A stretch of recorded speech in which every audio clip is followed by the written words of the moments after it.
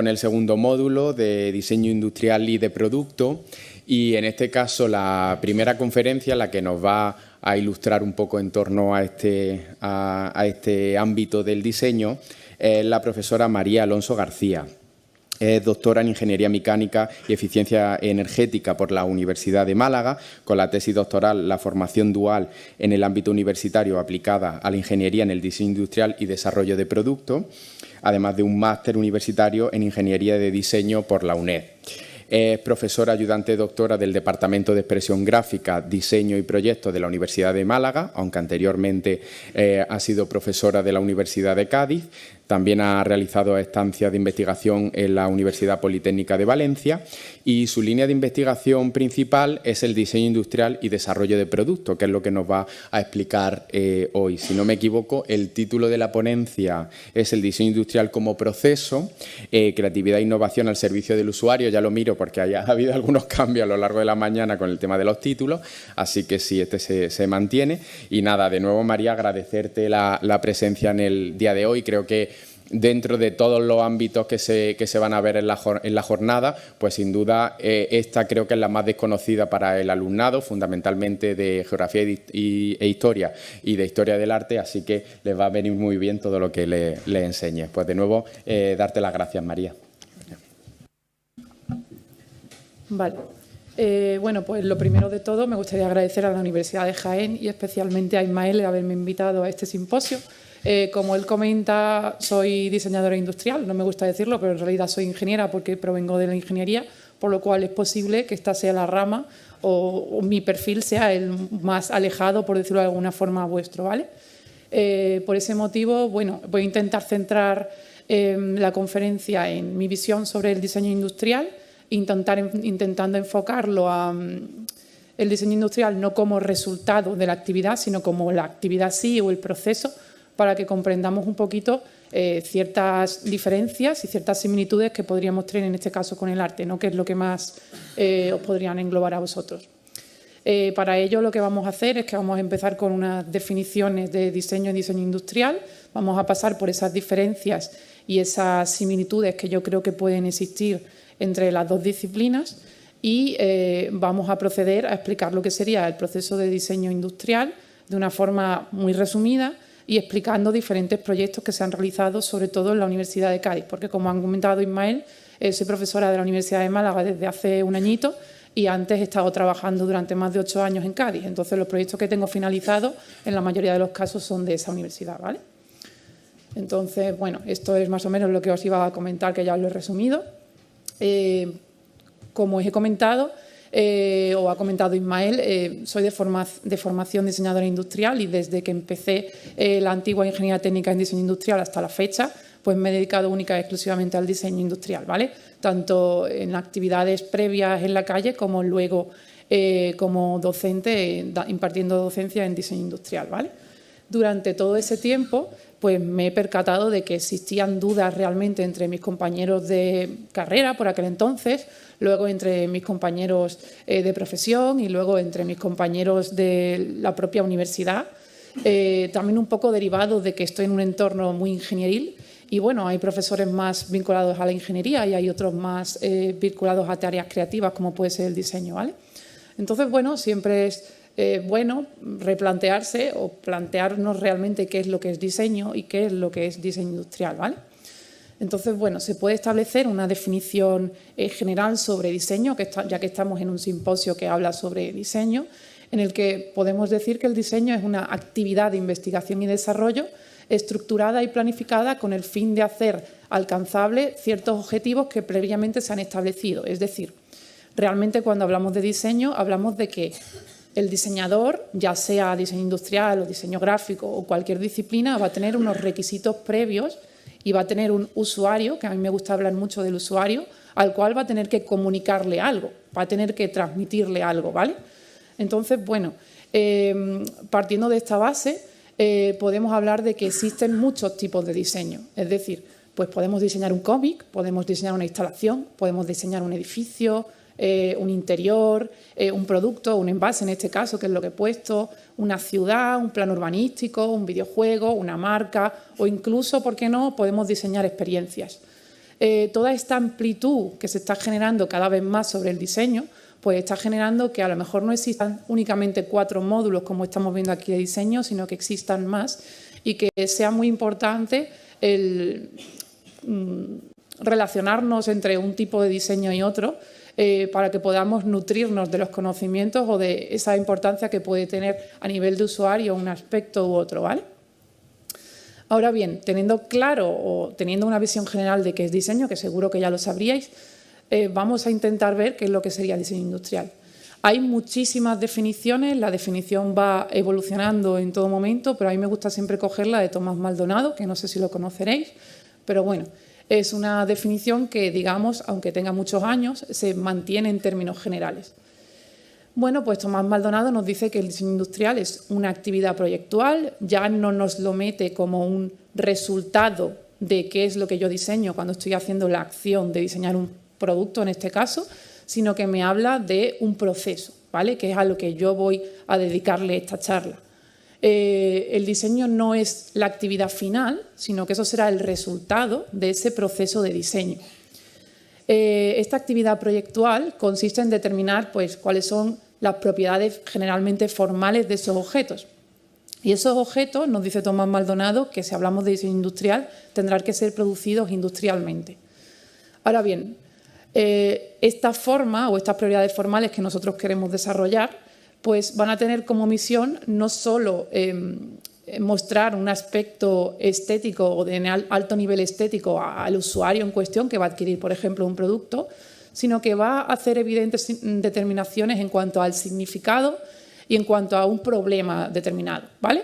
Es decir, no sé si habréis escuchado alguna vez lo de la forma sigue a la función, por ejemplo.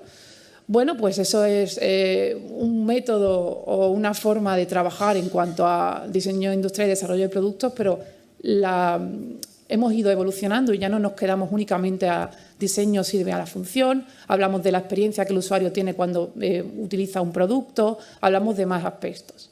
Pero sí que es cierto que cuando diseñamos un producto porque queremos resolver un problema o queremos agradar a un usuario a través de un deseo o una necesidad que puede tener, incluso puede no saber qué tiene, pero ahí estamos nosotros para descubrir cuál es realmente esa necesidad o cuál es realmente ese deseo, ¿vale?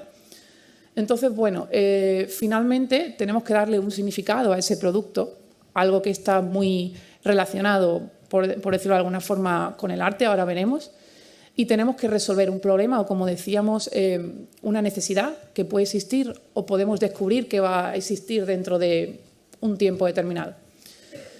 Y todo eso lo vamos a hacer también para esos problemas que tenemos que resolver. No solo los tenemos que resolver a nivel de usuario, sino que si el producto tiene que ser producido industrialmente, pues también tendremos que resolver ciertos problemas a raíz de la fabricación. Y es ahí donde viene nuestra parte ingenieril. Ahora bien, si hablamos de esa tarea proyectual o de esa actividad proyectual que yo comentaba que era un proceso, es aquí donde, como digo, voy a centrar la charla. ¿Qué hacemos realmente? ¿Qué hace realmente un diseñador industrial para crear ese producto, ¿no? Bueno, pues como he dicho o he adelantado cuando he hablado de la forma sigue la función, hay diferentes métodos o hay diferentes perspectivas para considerar esto, ¿vale? Pero digamos que todas las metodologías van a tener un número de fases, que pueden ser 3 o pueden ser 20, que se van a aglutinar en la mayoría de los casos en investigación, diseño conceptual y diseño detallado, ¿vale? Cuando hablamos de investigación, hablamos de esa fase inicial o esa fase previa en la que tenemos que descubrir cuál es verdaderamente el problema, ese problema o ese deseo o esa necesidad que tiene el usuario o que va a tener. O incluso si hablamos de a nivel empresarial, al final estamos rodeados de productos. Entonces es realmente ese producto que va a diseñar esa empresa o que va a vender esa empresa tiene que ser mejor que otros productos, ¿vale? Tengo que intentar innovar en el mercado para conseguir que mi producto sea más deseado por parte del usuario que otros productos, ¿vale? Bueno, entonces ya hablaremos un poquito más sobre la parte de investigación, pero a grosso modo sería esa parte previa a la fase más creativa, que digamos que sería la parte de diseño conceptual. Es decir, una vez yo tengo toda esa información requerida sobre qué es lo que quiere el usuario o qué es lo que le hace falta a la empresa o qué es lo que se puede demandar en el mercado, pues voy a empezar mi fase creativa y voy a desarrollar conceptos sin, digamos, plantearme muy en detalle que eso se pueda realizar en términos tanto de uso como en términos de fabricación. Es decir, es la parte más creativa, la parte en la que todas las ideas, por decirlo de alguna forma, valen, ¿vale? Y una vez ya tenemos todo esto, evidentemente entran en juego aspectos de evaluación que ahora más o menos veremos y demás, pero llegaría a la parte de diseño detallado en la que ya selecciono el producto que voy a diseñar y ahora sí tengo que asegurarme de que ese producto se pueda vender, de que ese producto se pueda producir y de que ese producto la gente quiera comprar. Muy bien. Todo esto, cuando hemos estado hablando, yo he estado hablando de diseño industrial o he estado hablando de productos que tienen que ser producidos industrialmente. Pero si el producto no ha sido producido industrialmente, pues estaríamos hablando de diseño de producto y no de diseño industrial. Es decir, tenemos las dos variantes. Y bueno, ahí he colado algo artístico que supongo que conoceréis. No me voy a extender porque hay poco tiempo, pero para que veáis que un producto pues, puede dejar de ser tan producto y empezar a ser otra cosa. Ahora bien, hablando de todo esto que hemos estado hablando sobre la industrialización y demás, me ha parecido importante rememorarme a lo que para mí es el origen del diseño industrial, ¿vale? Inicialmente todos sabemos que el ser humano en la prehistoria ha necesitado desarrollar productos para poder subsistir, ¿no? Y ese ser humano, esa persona en la prehistoria, realmente lo que ha hecho ha sido concebir y producir sus propios productos. Es decir, estaba en la mano de la misma persona la concepción del producto y la producción de ese producto. Ahora bien, todo esto se realizaba cuando la tarea que se quería realizar con ese producto era una necesidad. De momento esto cambia con la aparición de la figura del artesano y ya no es una necesidad, sino que es una profesión. Pero, sin embargo, el artesano sigue siendo el que concibe y el que produce el producto, hasta que llega la revolución industrial y hay una separación de roles. Es decir, hay una persona que se va a encargar de concebir el producto y hay un grupo de personas, una fábrica o un encargado que se va a encargar en producir el producto.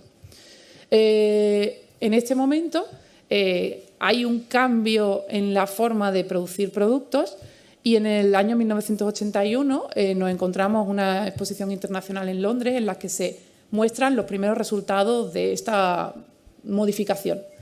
En este momento empiezan a verse problemas de interacción entre dos personas o entre dos equipos de trabajo que hacen dos partes diferentes que deberían estar cohesionados. Y es ahí donde diversos investigadores dicen que surge la necesidad de establecer un diseñador industrial. Una persona que tenga la capacidad de concebir esos productos, pero además tenga ciertos conocimientos técnicos para producirlos. Estamos hablando en todo momento de una industria que a su vez ha ido evolucionando, porque cuando hablamos de fabricación hablamos generalmente de fabricación en serie, pero la industria ha ido evolucionando hasta situarnos en la industria 4.0, todo el mundo conocerá las impresoras 3D, los escáneres 3D, etcétera, etcétera. ¿Eso qué está generando? Pues está generando en términos empresariales que se pueda realizar productos más personalizados, pero no personalizados enfocados simplemente en estética personalizada, sino personalizados en cuanto a, por ejemplo, cuestiones antropométricas, como pueden ser productos sanitarios, ¿vale? Os he traído aquí el primer proyectito, no sé si conocéis la empresa Unic de Sevilla. Son una empresa destinada a desarrollar cobertores para prótesis, ¿vale? Y estos cobertores para prótesis lo hacen por impresión 3D, no porque no puedan fabricarse en serie, sino porque evidentemente las dimensiones anatómicas que puede tener una pierna o un brazo pues son diferentes y tendremos que hacer una pierna que sea similar a la otra pierna, ¿vale? Entonces, en este aspecto están surgiendo incluso granjas de impresión 3D que no son fabricación en serie, pero sí que, digamos, sería un tipo de diseño dentro de lo que podríamos calificar como diseño industrial o diseño de producto. Ahora, lo que comentábamos antes, hemos dicho, ya creo que lo había comentado también algo Sebastián, que ha hablado de que, hombre, que diseño y arte no son exactamente lo mismo, ¿no? Entonces, bueno, me gustaría ver aquí, resumidamente, pues cuáles pueden ser esas diferencias, que a lo mejor no estáis de acuerdo conmigo, y cuáles pueden ser esas similitudes, ¿no? Bueno, yo he cogido diferentes aspectos en los que podemos ver diferencias. El primero sería cuál sería realmente el propósito y la función que va a tener o un artista o un diseñador pueda desarrollar un producto. Bueno, pues mientras el arte puede buscar crear emociones, ideas, conceptos o visiones y, en definitiva, no tener una función práctica, ¿vale? El diseño siempre va a tener una función práctica y, digamos que buscamos, como decíamos antes, resolver problemas o satisfacer una necesidad de un usuario. Luego, si pensamos en el enfoque creativo, cuando hablamos del artista, digamos que puede tener un enfoque libre y personal, mientras que el diseño, como debe centrarse en el usuario, debe trabajar y debe tener en cuenta cuáles son esos aspectos que puede tener el usuario o incluso el mercado para lograr que ese producto pues, sea comercializado finalmente. Y si hablamos de valor y evaluación, hablamos de que el arte puede tener unos criterios más subjetivos y puede buscar un impacto emocional y conceptual en ese usuario o espectador, mientras que el diseño pues, tiene unos criterios más objetivos y busca o buscaba tradicionalmente esa eficacia para resolver esos problemas o esa necesidad. En cuanto a la intencionalidad, independientemente de la intención que pueda tener el artista, al final el espectador es susceptible de poder tener una interpretación u otra, mientras que si eso ocurre en el diseño, el producto no sería correcto, estaría mal hecho y la persona no lo querría adquirir. Y si hablamos de la permanencia o el cambio, pues podemos considerar que el arte es más atemporal y duradero, mientras que el diseño es bastante más susceptible al cambio. ¿Cuántos productos no conocemos o no desconocemos porque han quedado ya en el olvido? Ahora bien, me gustaría plantearnos si puede haber una especie de reconversión o reinterpretación de todo esto y encontrar cierto acercamiento entre ambas disciplinas. Y yo digo que ese acercamiento pasa por la mano de las emociones. Ya os he dicho, cuando he dicho de la función la forma sigue a la función, que había diferentes enfoques y que había diferentes metodologías. Pues un enfoque que se está dando ahora mucho es el enfoque emocional ahora del diseño del producto. Es decir, antes hemos estado hablando de que el arte buscaba crear emociones y que el diseño buscaba resolver problemas, pero esos problemas o esas necesidades también se hacen buscando generar en ese usuario una emoción, buscando que ese usuario, cuando vea ese producto en el supermercado o en la tienda, quiera comprarlo porque le genere esa emoción. Y por otro lado, cuando hemos estado hablando de valor y evaluación, hemos hablado de los criterios subjetivos que buscaban ese impacto emocional por parte del arte, pues volvemos a ese impacto emocional que en ocasiones el diseño industrial y el desarrollo de productos quiere vincular. Cuando nosotros trabajamos con ese enfoque emocional del diseño de productos, tenemos que trabajar, digamos, en qué respuesta va a querer el usuario ante ese producto en cuestión. Vamos a pensar en 3 niveles: un nivel visceral, un nivel conductual y un nivel reflexivo, que es como los llamamos. Cuando hablamos del nivel visceral, hablamos de una respuesta inmediata. Es decir, yo os pongo a vosotros una botella de agua y os pregunto, ¿qué os sugiere? Y sin vosotros plantearos que eso es una botella de agua o qué es, me tenéis que decir qué es lo que sugiere esa botella, ¿vale? Cuando hablamos del nivel conductual, hablamos de cuestiones relacionadas con la usabilidad. No sé si os sonará el concepto. Es decir, cómo de fácil puede ser usar un producto. Os he puesto el ejemplo de las 2 puertas porque me parece siempre el más esquemático y el más visible. ¿Cuántas puertas del primer tipo tenéis en vuestra casa o en vuestro día a día y cuánto trabajo os cuesta abrirlas? Nada. Vuestro cerebro calcula automáticamente la distancia a la que se tiene que parar, hacer así con la mano y abrirla. ¿En ningún momento os chocáis? Bueno, generalmente uno no se choca, ¿vale? En cambio, si planteamos ese cambio de puerta y ponemos otra, como puede ser el de empujar y tirar, ¿cuántas veces no nos hemos parado a decir, espera, esta tengo que abrirla hacia afuera o esta tengo que tirar hacia adentro? ¿Vale? Pues en el nivel conductual también se busca esa satisfacción del usuario, que el usuario no se frustre mientras usa el producto, que esté feliz y que tenga esas emociones mientras usa el producto. Y cuando hablamos del nivel reflexivo, hablamos de una respuesta duradera. No algo de ahora mismo, sino algo que a mí me evoque al pasado, al presente y al futuro. Buscamos que una persona o un usuario quiera tener una relación con ese producto. Que no lo quiera para tenerlo en su casa, sino que busque una relación con ese producto. Os he puesto aquí el ejemplo de la radio de toda la vida y os he puesto el Red Dot o sea, Alexa o no me acuerdo cómo, el de Amazon, ¿vale? ¿Qué hacemos con Alexa? Hablamos con Alexa, interactuamos con ella todos los veces. ¿Cuántas veces, levantar la mano aquí, quien no se haya frustrado alguna vez con Alexa porque le ha preguntado una cosa y le ha dicho otra diferente? ¿Nadie se ha frustrado? Sí. Vale. Pues estáis manteniendo una relación con ese producto. ¿vale? Estáis interactuando con ese producto básicamente como si fuera una persona. Y eso, pues, nosotros lo estudiamos, ¿vale? Muy bien. Entonces, en definitiva, cuando hablamos del diseño industrial como proceso, podemos decir que actúa sobre la forma del producto, que actúa sobre el significado que queremos darle a ese producto, que actúa sobre los problemas del usuario y, lógicamente, sobre el uso que se tenga o esa interacción usuario-producto y que depende, por supuesto, de la fabricación, de la empresa que lo va a vender, de la distribución, de la comercialización del usuario. Y si aplicamos nuestro enfoque, pues también va a actuar sobre esas emociones en el usuario, que es donde yo he encontrado esa mayor vinculación con vosotros, ¿vale? Entonces, bueno, si volvemos a nuestro ciclo de investigación, diseño conceptual y diseño detallado, podemos ver cómo dentro de cada una de las fases podemos desarrollar o incidir sobre determinados aspectos, ¿vale? Y para poder desarrollar productos que os sorprendan al usuario o que generen esa experiencia que buscamos, pues necesitamos esa creatividad en cada una de las fases. Es decir, no por ser investigación estamos hablando de una tarea aburrida y no por ser diseño conceptual estamos hablando de una tarea divertida. De hecho, a mis alumnos les suele costar bastante más el diseño conceptual que la investigación, porque evidentemente es un poco más complicado. Entonces vamos a ver diferentes aspectos de este ciclo a través de diferentes colaboraciones que hemos realizado, sobre todo en la Universidad de Cádiz, con diferentes empresas. Una de ellas era Unic, que ya os he hablado de ellos, y vamos a hablar también sobre Alutec, IKEA y Fénix. Vale. Entonces, cuando hablamos de investigación, hablamos de que, por ejemplo, tenemos que tener en cuenta, como decíamos, qué es lo que quiere el usuario, qué es lo que pasa en el mercado y realmente hay algún producto previo, ¿funciona ese producto? ¿No funciona?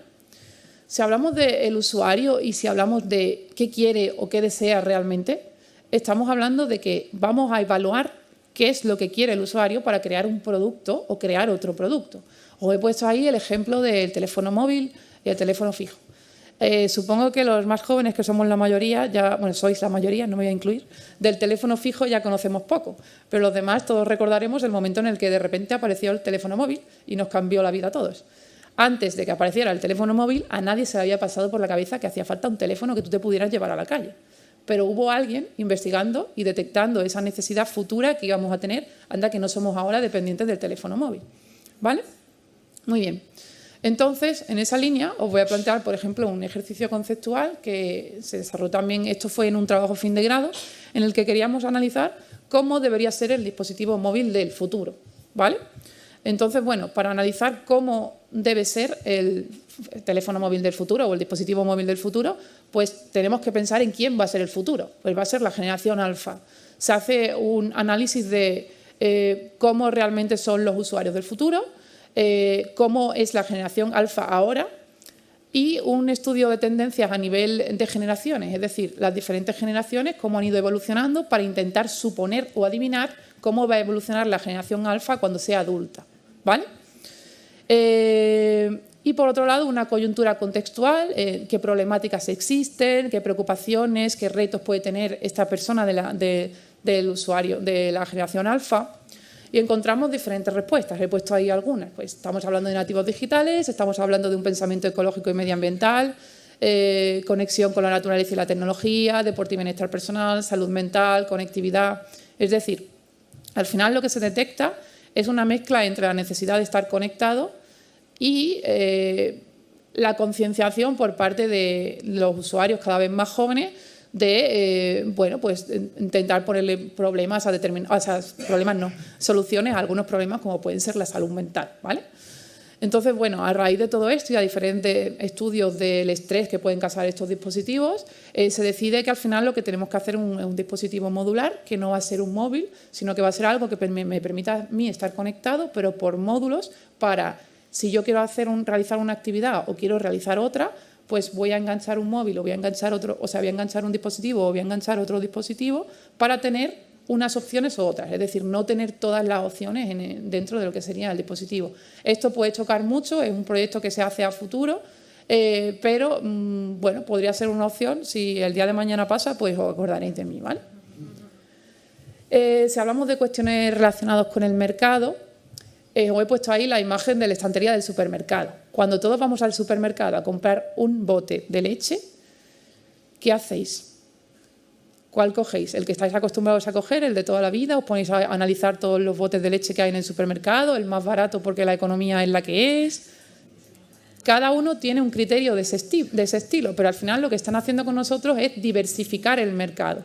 Es decir, lo que están haciendo es segmentar a la población para darle a cada persona el bote de leche, en este caso, que quiere, ¿vale? Muy bien, pues en este caso os he querido traer un proyecto más bonito, no tanto centrado en voy a intentar vender más, relacionado con un proyecto que se realizó y se sigue realizando en Cádiz para niños con discapacidad motora, ¿vale?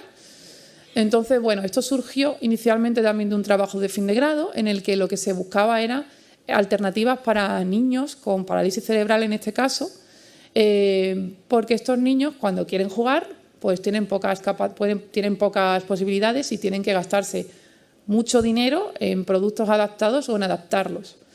Entonces, bueno, se encontró ahí una diversificación, por decirlo de alguna forma, del mercado, porque lo que íbamos a hacer era diseñar un juguete, pero para niños con este tipo de casuística. Y en ese momento, pues detectamos que teníamos dos usuarios, un principal, que era el niño, y un secundario, que eran los tutores. Y nos pusimos a hablar con ellos para ver pues, dónde estaba realmente, dónde podíamos incidir.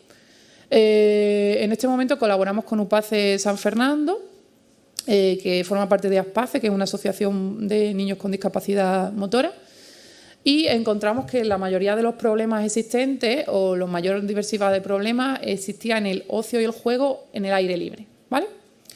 Entonces, bueno, en este momento lo que hicimos fue crear un patinete adaptado a niños con discapacidad motora. Inicialmente era con niños con parálisis cerebral y luego ha avanzado a algo más. Este producto, no sé si se puede apreciar, es un patinete biplaza en el que tenemos una placa giratoria que tiene como dos agarres verdes que serían para que se posicionara el niño, y luego en la parte trasera iría el adulto. Luego tiene también un doble manillar pensado para que el niño pueda sujetar el manillar aunque no lleve el movimiento, pero en el momento en el que el adulto mueva, a él se le va a mover exactamente igual y puede sentir que él está moviendo o que está haciendo esa acción de movimiento. Igual con la placa giratoria. La placa giratoria se movería hacia un lado o hacia otro, dando esa sensación de diversión. Muy bien. Y si hablamos del producto, hablamos de los productos son mejorables durante el tiempo, y ahí os he puesto un ejemplo que seguramente conoceréis, ¿vale? Y ahora yo os voy a explicar pues algo que hicimos similar con este patinete que estábamos comentando, ¿vale? Entonces, bueno, nosotros construimos un prototipo de este patinete. Esto ya no fue trabajo fin de grado, esto ya fue trabajo de investigación posterior. Nos fuimos directamente a ASPACE a probarlo con niños. Elegimos 7 niños y esos niños pues tenían diferentes niveles de aceptación motora, tenían diferentes alturas, diferentes características anatómicas, y empezamos a encontrar diferentes problemas, ¿vale? Pues vimos cuestiones dimensionales que no estaban correctas, cuestiones también de que los niños querían realmente llevar el patinete y no querían tanto que les llevaran a ellos. Bueno, y encontramos también que era imposible, porque estos niños al final había de muchas casuísticas y podíamos tener hasta niños de 16 años, que un adulto pudiese cargar con el peso que supondría el suyo, el del patinete y el del niño, ¿vale? Entonces, en ese momento, lo que hicimos fue hacer un rediseño de ese producto, igual que antes os he puesto con el tarro que ya conocéis, y pues hicimos modificaciones tanto en el manillar para permitir que el niño pudiese sentir más aún que lo estaba llevando. Pusimos un bloqueo de movimiento para que el niño, para que el adulto pudiese tener más seguro al niño en el caso de algún accidente o cualquier historia. Buscamos homologaciones para, no sé si veis unos agarres encima del patinete negros, esos están homologados y ya los tienen los niños para que pudiesen emplear esto. Hicimos que el patinete fuera eléctrico para que pudieran llevarlo con toda la problemática que tiene todo esto, porque la legislación de patinete está complicada, ¿vale? Bueno, este producto ganó un premio, el Producto Diseño Industrial Andaluz, con la intervención de una alumna que participó en la modificación o en el rediseño del mismo, ¿vale? Bueno, una vez que hemos pasado esa parte de investigación y evidentemente os he contado resultados en base a investigaciones, pues vamos a ver esa parte que creo que os puede gustar un poquito más sobre el diseño conceptual. Vale, cuando tenemos que generar ideas, nosotros tenemos que buscar inspiración para generar esas ideas, ¿vale? Os voy a poner tres casos muy específicos y bastante claros que desarrollamos para una empresa que se llama Alutec, ¿vale? Que es de mobiliario y es tanto en Cataluña como en México. Para esta empresa diseñamos un paragüero, una tumbona y un parasol, y nos pedían que fueran piezas de mobiliario para hoteles, porque es a lo que ellos se dirigen, y iban a ser hoteles costeros, principalmente para el Caribe, Mediterráneo y Atlántico. Entonces, nos centramos en el nivel visceral porque lo que buscábamos era una respuesta inmediata de que el usuario le evocara realmente eso que estamos hablando de Caribe, Mediterráneo y Atlántico. Lo que hicimos fue pensar tanto en cuestiones formales como en cuestiones funcionales y mecánicas de movimiento o de accionamiento de lo que sería el parasol, por ejemplo. En el caso de los dos que tenemos arriba, pues simplemente fue una inspiración formal, es decir, vamos a pensar en productos o en cuestiones incluso naturales, como puede ser la ola, ¿vale? Para buscar formas diferentes para el desarrollo de ese parasol. Pero igualmente también, si nos fijamos abajo, también pensamos en cuestiones de cómo vamos a abrir ese parasol. Es decir, no buscábamos solo que el parasol fuera diferente o evocara, como puede ser en el caso del que tenemos en la derecha, inferior derecha, una vela de un barco, sino que queríamos que se abriese como una vela de un barco. He puesto aquí varios, se hicieron, como no recuerdo mal, 50 conceptos y se fueron evolucionando con la empresa y al final pues nos quedamos con este concepto, el cual se desarrolló más hasta que llegamos a esto, y ese producto también está registrado, ¿vale? Es un producto que está registrado tanto su parte estética, por recordar a una vela de un barco, como su parte funcional de abrirse de una forma diferente, porque al final se abre, no sé si veis sí, la he puesto allí arriba ampliada, una especie de manivela que estaría en el mástil y el usuario únicamente tiene que hacer así para abrirlo y cerrarlo. La verdad es que quedó bastante chulo el parasol. En el caso de la tumbona, que la tumbona iba emparejada con el parasol, pues lo que hicimos fue, os lo he dicho, se hicieron también muchísimos conceptos, aquí he puesto solo algunos, pero al final casi siempre se pensó en el puente de la Constitución, en el puente de la Pepa de Cádiz, que supongo que lo conoceréis. Puente, yo no sé cuántas tumbonas pudimos hacer que parecían el puente, ¿vale? Se hizo exactamente lo mismo, a la empresa le gustó mucho el tema de lo del puente y al final acabamos seleccionando este concepto, que luego también hubo que maquetar porque aquí había bastantes más problemas en cuanto a funcionalidad o movimiento hasta que llegamos a lo que llegamos. Estos dos productos son los que estaban en la portada de la presentación. Y el último, que era un paragüero, era de un proyecto aparte, pero era con la misma empresa. Pues lo que se hizo, dio bastante más guerra. Al final se pensó fue una idea feliz, se hicieron muchos conceptos, pero ninguno era positivo, hasta que al final se ocurrió la nasa de pesca, que supongo, no sé si conoceréis, eran unas jaulas para, digamos, que pescar, de los antiguos pescadores, y se llegó a este producto, ¿vale? Sí que es verdad que se trataron también cuestiones relacionadas con la usabilidad que hemos hablado antes. Supongo que os habrá pasado muchas veces que llegáis a un sitio, guardáis el paraguas pequeño y luego tenéis que lanzar a buscarlo con todo el paragüero mojado. Pues eso es lo que se intentó evitar con las dos cavidades, una para paraguas grandes y otro para paraguas pequeños. Y cuando hablamos de selección de productos, pues se pueden seleccionar, como estábamos diciendo, a nivel de consulta a empresa, como era este caso, o también se pueden utilizando ese nivel conductual o esa usabilidad del producto. Os pongo un producto mucho más técnico, pero me ha parecido interesante ponerlo, porque además este producto se llevó a la realidad, se hizo. Consistía en un cuadro de control para vehículos limpiadores de contenedores, ¿vale? No sé si lo habréis visto alguna vez. Pasan unos vehículos por la calle, se llevan los contenedores, los limpian y luego los vuelven a colocar. Pues esos tienen un mando. En este caso, la empresa Fénix contactó con nosotros para que desarrolláramos la evolución de este cuadro de control. Nosotros hicimos diferentes conceptos y como era imposible llegar a instalarlo dentro de cada uno de los contenedores, lo que se hizo fue instruir a diferentes usuarios de determinado perfil que nos dieron en la empresa y hacer luego, después de haberlos instruido, una simulación para ver cuál de ellos era el que básicamente era más eficaz y le ahorraba tiempo y dinero a la empresa, ¿vale? Al final la empresa manda, ¿vale? Y al final se desarrolló este concepto, que ahí tenéis el camión, y se instaló en el camión y hay varios, no sé si aquí en Jaén habrá alguno. Y bueno, si hablamos de la parte de diseño detallado, no me voy a extender mucho aquí, pero sí que quiero decir que en realidad todo lo que os he comentado de investigación y diseño conceptual, os he ido metiendo pinceladas con proyectos completos y resultados completos.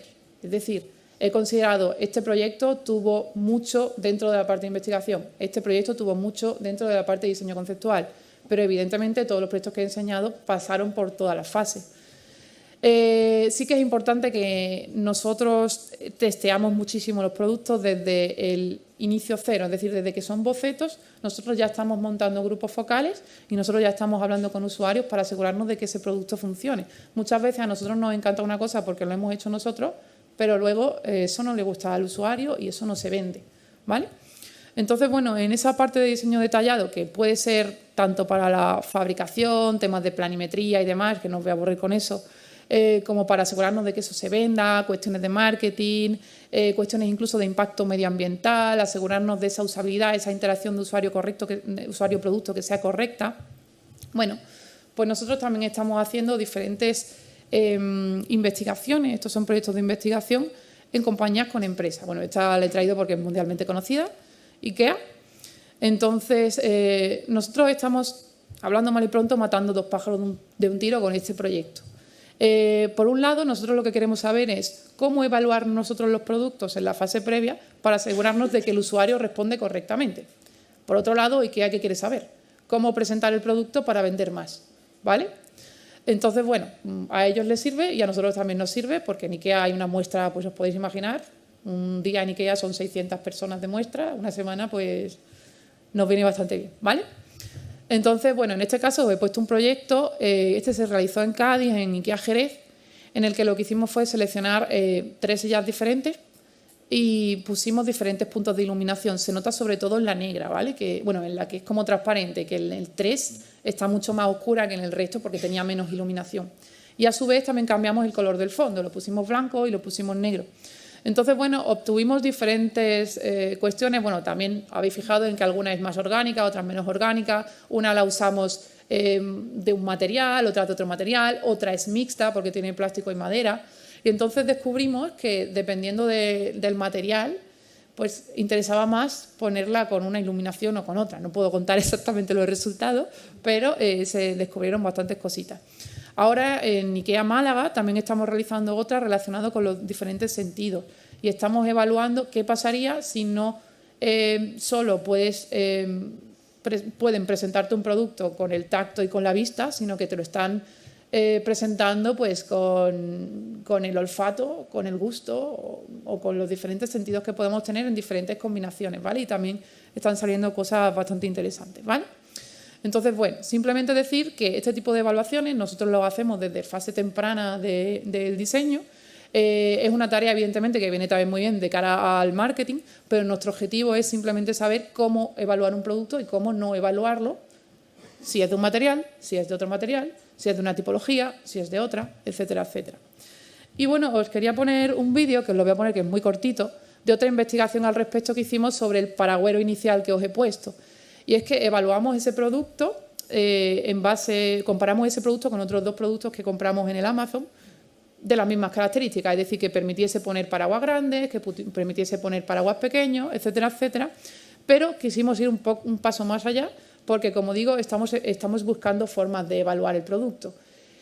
Lo mejor para evaluar un producto es tener un prototipo físico, pero eso también es mucho dinero y es mucho tiempo y queremos evaluar desde la fase temprana de diseño. Entonces, bueno, me ha parecido interesante ponerlo porque probamos realidad virtual y probamos realidad virtual con ácticos pasivos, que no sé si lo sabréis. Ahora voy a poner el vídeo y os lo voy contando. Pero básicamente, cuando hablamos de realidad virtual, hablamos de, en este caso fueron unas gafas de realidad virtual donde veíamos bueno, probamos también, que no lo he dicho, perdón, con usuarios con conocimiento en diseño y sin conocimiento para ver las diferencias. Pero cuando hablamos de realidad virtual, hablamos de que el usuario va a tocar y ver el producto todo en realidad virtual. Y cuando hablamos de realidad virtual con ácticos pasivos, hablamos de que se combinan las dos. Es decir, se combina que yo estoy viendo con las gafas el producto en realidad virtual y yo estoy tocando en realidad el producto. Ahora en algún momento lo veréis, perdón. Vale, bueno, eso es... un poco explicar cómo se hizo el proceso. Ahí ella está cogiendo un paraguas, porque al paragüero le pusimos el paraguas. Bueno, no, ahí estaba tocando directamente lo que era el producto, ¿vale? Vemos como el usuario está tocando el producto, pero solo en un entorno virtual, ¿vale? Ahí hemos puesto el dibujito para que lo veáis. En cambio, si hablamos de realidad virtual con ópticos pasivos, tenía que haber... ¡Ay! Perdón.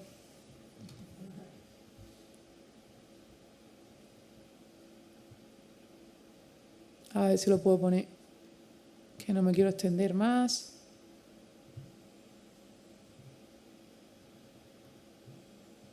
Ay. Vale, bueno, esto era realidad porque también probamos el producto físico normal. Y ahora viene realidad virtual con ópticos pasivos para que lo veáis.